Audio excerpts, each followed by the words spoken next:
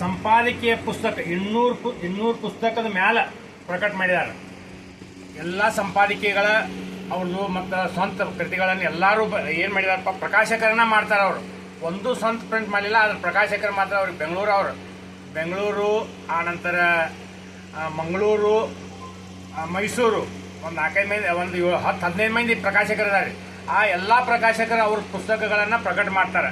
ಆದರೆ ಅವ್ರು ಎಳೆ ಮರಿ ಕಾಯಿ ಹಂಗೆ ಇರ್ತಾರೆ. ನಾವು ನಮ್ಮ ಇಲ್ಲಿ ಚಿಂತನೆ ಚಾವಡಿ ಒಳಗೆ ನಮ್ಮ ತಲ್ಲೂರು ಸರು, ನಾನು, ಉಳ್ಳಾಗಡ್ಡಿ ಸರು, ಇವರು, ಆನಂತರ ಪಾಟೀಲ್ ಸರು, ಪುಣಜ್ಗೌಡ್ರು ಸರು, ಇಲ್ಲಿ ನಮ್ಮ ಮಾಂತೇಶ್ ನಗರ್ ಬ್ರಿಡ್ಜ್ದಿಂದ ಈ ಕಡೆ ಇರುವಂಥ ಸಾಹಿತಿಗಳನ್ನು ಕೂಡಿಸುವಂಥ ಕೋವಿಡ್ ಕಾಲಕ್ಕೆ ಈ ಚಿಂತನೆ ಚಾವಡಿ ಅಂತೇಳಿ ಚಾಲೂ ಮಾಡಿದ್ದು. ಮೊದಲು ಸ್ಟಾರ್ಟ್ ಮಾಡಿದ್ದು ಉಳ್ಳಾಗಡ್ಡಿ ಸರ್ ಮನೆ ಒಳಗೆ. ಆ ನಂತರ ಉಳ್ಳಾಗಡ್ಡಿ ಸರ್ ಮನೆ ಆದ ನಂತರ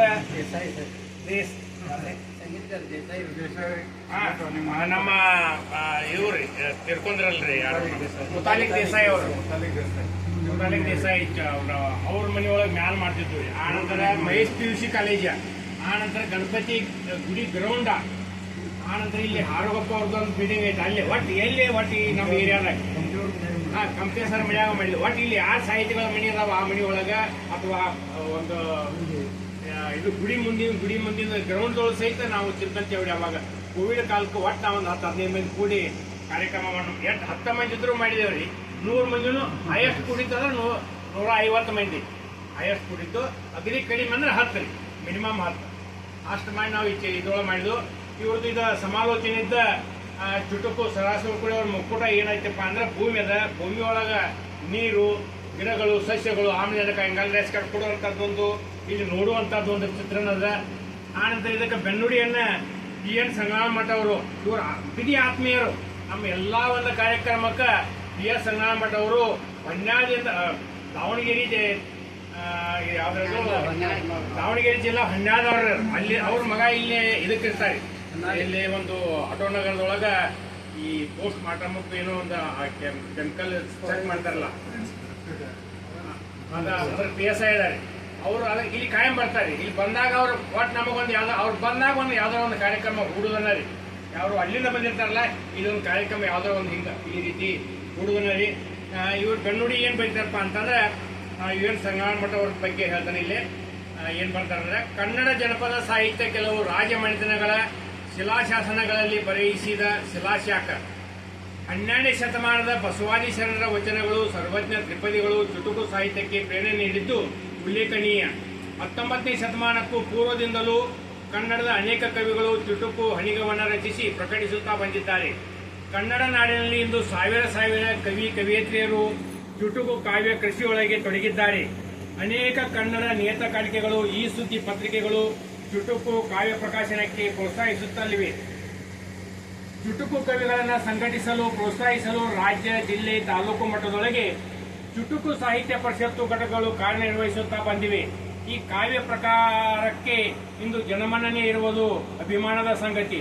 ಚುಟುಕುಗಳು ಹಿರಿದಾದುದನ್ನು ಕೆಲವು ಸಾಲುಗಳಲ್ಲಿ ಹಿಡಿದಿಡುವ ಶಕ್ತಿ ಹೊಂದಿದೆ. ಸಮಕಾಲೀನ ವಿಷಯವನ್ನು ಆಯ್ದುಕೊಂಡು ರಚಿತಗೊಳ್ಳುತ್ತಿರುವ ಚುಟುಕುಗಳು ಸಮಾಜದ ಜನರಿಗೆ ಚುರುಕು ಮುಟ್ಟಿಸುವ ವಾಹಕಗಳಾಗಿವೆ. ಈ ನಿಟ್ಟಿನಲ್ಲಿ ಆಲೋಚಿಸಿ ಶ್ರೀ ಸರಾಸು ಉಕ್ಕುಡೆ ಅವರ ಸಮಾಲೋಚನೆ ಎಂಬ 1012 ಚುಟುಕುಗಳ ಸಂಗ್ರಹ ಕೃತಿಯನ್ನು ರಚಿಸಿ ಪ್ರಕಟಿಸುತ್ತಿದ್ದಾರೆ. ಶ್ರೀ ಸರಾಸು ಉಕ್ಕುಡೆ ಅವರು 4 ದಶಕದಿಂದಲೂ ಸಾಹಿತ್ಯ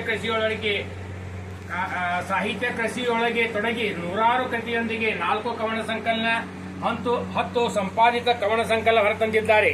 ಅವರ ಜೀವನ ಸಂಗ್ರಾಮ, ನನ್ನತನ, ಸಚೇತನ, ಸುಮ್ಮನೆ ಎಂಬ ಕಾವ್ಯ ಕೃತಿಗಳಲ್ಲಿ ಅನೇಕ ಹಣಿಗವನ ಚುಟುಕುಗಳು ಪ್ರಕಾಶಿತಗೊಂಡಿವೆ.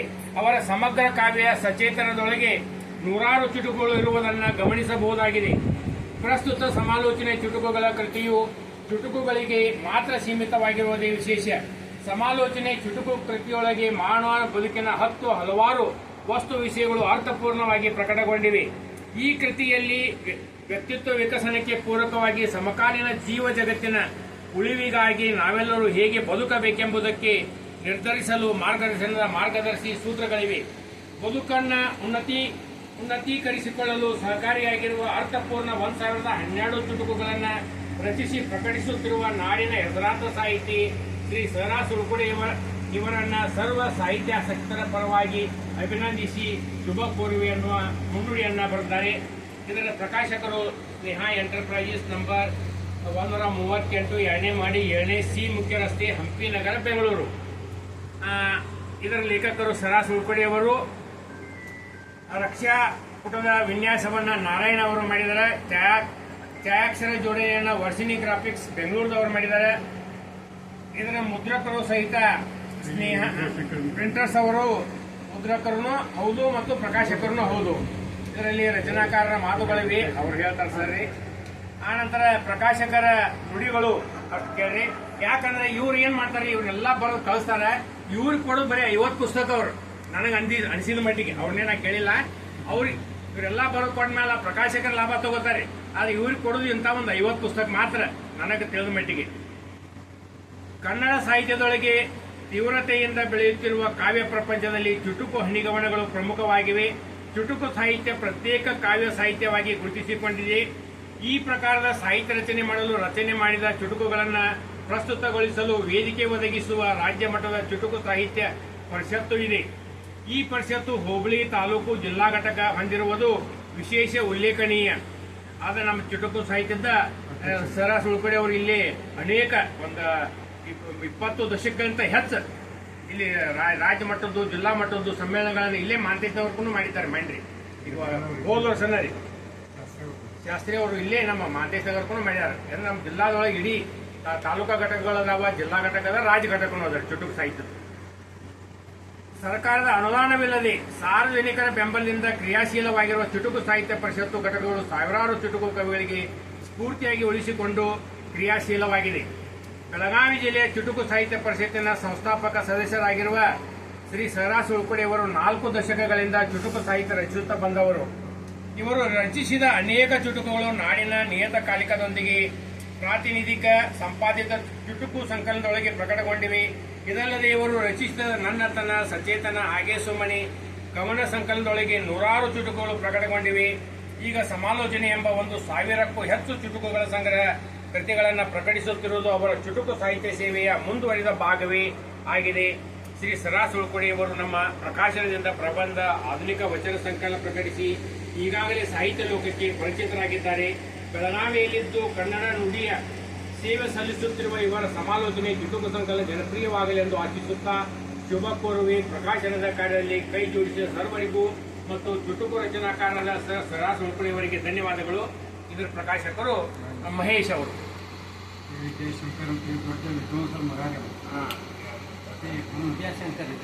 ವಿದ್ಯಾಶಂಕರ್ ಅವರ ಮಗಾರಿಯವರು ಯಾರು, ಪಿ ಮಹೇಶ್ ಅವರು. ಇದರೊಳಗಿನ ಒಂದು ಕಾಣಿಕೆ, ಜೋಳಿಗೆ ಜೋಳಿಗೆ ಹೊಟ್ಟೆ ತುಂಬಿಸಿ ಕೊಳ್ಳುವುದಕ್ಕಲ್ಲ, ಮಹಾಂತ ಶಿವಯೋಗಿಗಳು ದುಶ್ಚಟ ಬಿಡಿಸದು ಜೋಳಿಗೆ, ಬೇಡದೆ ಬಯಸದೆ ತಂದು ಕೊಟ್ಟದ್ದೆಲ್ಲವೂ ಸದ್ವಿನಿಯೋಗಕ್ಕೆ, ನಡೆದರೆ ಜೋಳಿಗೆ ಯಾತ್ರೆ ಮನದಿ ತುಂಬಿಸಲಿದೆ ಅಮೃತಧಾರೆ. ಇನ್ನು ಇಂದ್ರಲೋಕದ ಬಗ್ಗೆ ಒಂದು ಬರೀತಾರೆ. ಇಂದ್ರಲೋಕದೊಳಗಿನ ವೈಭವ, ಐಭೋಗ, ರಂಬೆ ಊರ್ವಶಿಯರ ನೃತ್ಯ, ರೂಪ ಲಾವಣ್ಯ ಇಂದು ಅಲ್ಲಲ್ಲಿ ಇದ್ದವರಿಗೆಲ್ಲ ಔತಣ ಉಪಚಾರ. ಇದು ದೇವರ ನಾಡು, ದೈತರಿಗಿದೆ ಕಾರುಬಾರು ಕಾರುಬಾರು.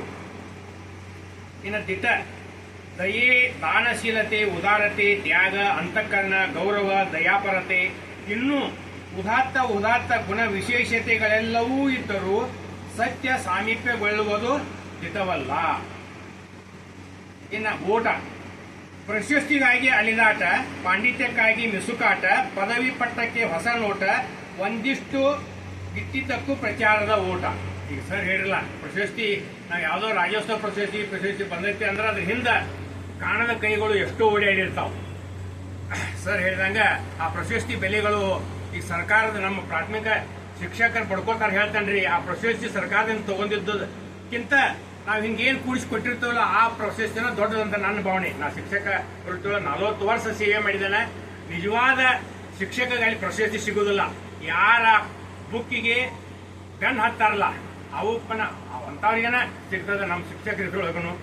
ಯಾಕಂದ್ರೆ ಪ್ರಶಸ್ತಿಗೆ ಏನಾಗಿಬಿಟ್ಟದ, ಆ ರೀತಿ ರಾಜ್ಯೋತ್ಸವ ಪ್ರಶಸ್ತಿ ಇರಲಿ, ಯಾವುದೋ ಪ್ರಶಸ್ತಿ ಇರಲಿ, ಗನ್ ಹಚ್ಚಿ ಬಿಡ್ತಾರೆ. ಅದ್ರ ಬಗ್ಗೆ ಒಂದು ಓಟ ಕೊಟ್ಟಿದ್ದಾರೆ, ಭಾಳ ಚಂದ ಬರ್ತಾರೆ.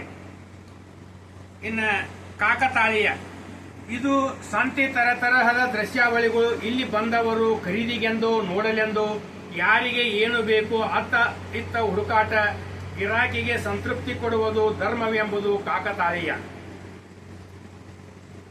ಲೆಕ್ಕಾಚಾರ, ಜೀವನದ ಬೇಡಿಕೆಗಳೆಲ್ಲ ಬಗೆಹರಿಸುವ ಮುನ್ನೋಟ, ಕ್ರಿಯಾಶೂನ್ಯ, ನಿಷ್ಕ್ರಿಯತೆ, ಸೋಮಾರಿತನಕ್ಕಿಲ್ಲ ಅವಕಾಶ, ಅದೆಷ್ಟೋ ಕಾರ್ಯ ಪರಿಣಿತಿ, ಪರಿಯ ಆಟೋಟ, ಏನು ಮುಗಿಯಿತು ಎಷ್ಟು ಮುಗಿಯಿತೆನ್ನುವುದಕ್ಕೆಲ್ಲ ಲೆಕ್ಕಾಚಾರ. ಇದರೊಳಗೆ ಒಟ್ಟ 1012 ಚುಟುಕುಗಳನ್ನು ಬರ್ತಾರೆ. ಆದಷ್ಟು ಇದು ಪ್ರತಿ ಸಿಗ್ತೈತಿಲ್ಲೋ ನನಗೆ ಗೊತ್ತಿಲ್ಲ, ಎಲ್ಲರಿಗೂ ಓದಲಿಕ್ಕೆ ಪ್ರತಿ ಸಿಗ್ತೈತಿಲ್ಲೋ ಗೊತ್ತಿಲ್ಲ. ಆದರೆ ಇದನ್ನು ಎಲ್ಲರೂ ಒಮ್ಮೆ ಕಣ್ಣಾಡಿಸಿ ನೋಡಿದರೆ ಪ್ರತಿಯೊಂದು ತಿಳ್ಕೊಳ್ಳು. ಲೈಬ್ರರಿ ಒಳಗೆ, ಬೆಳಗಾವಿ ಲೈಬ್ರರಿ ಒಳಗೆ ಈ ವರ್ಷ ಕೊಟ್ಟಿದ್ದಾರೆ 55 ಪ್ರತಿ ತಗೊಂಡಾರ ಸರ್. ಇದನ್ನು ತಗೊಂಡಿಲ್ರಿ, ಇದು ಮುಂದಿನ ವರ್ಷ ತಗೋತಾರೆ. ಇದು 2025 ತಗೋಲಿಲ್ಲ ಅಂದ್ರೆ ಇದನ್ನ 25 ತಗೋಬೇಕಾಗಿತ್ತು. ಹಾ, ಅಲ್ಲಿ ಏನಾಯ್ತು, ಇವ್ರದ್ದು ಎಷ್ಟು ಒಂದು 20 ಪುಸ್ತಕರಾಗಿದ್ದಾವ್ರಿ. ಅಲ್ಲಿ ಬಂದೈತಿ ಅಮೌಂಟ್ ಭಾಳ ಕಡಿಮೆ ಬಂದೈತಿ. ಈಗ ಏನ್ ಮಾಡ್ಯಾರ ಅವರು, ಮೊದಲ ನಮ್ಮ ಎಲ್ಲ 100 ತಗೋತೀವಿ ಇಲ್ಲೇ ಲೈಬ್ರರಿ ಒಳಗೆ, ಈಗ ಬರೀ 55ಕ್ಕೆ ಬಂದಿರ್ತೈತ್ರಿ ಈ ವರ್ಷ. ನಮ್ಮ ನಾಡ ನುಡಿಸಿರಿ ದೊಡ್ಡ ಬುಕ್ ಅದಾವ ಅಂತ ಹೇಳಿ ಬರೀ 10 ತಗೊಂಡ್ರಿ, ಬರೀ 20 ತಗೊಂಡ್ರಿ. 10 ತಗೊಂಡ್ರಿ ಅವನು ಅಗ್ರಿ. ಅದ್ರದ್ದೇನ DTP ಕಳ್ಸೋದೇ ಹೋಗಂಗಿಲ್ಲ. ಇಷ್ಟು ಹೇಳಿ ನಾನು ಒಂದು 2 ಮಾತು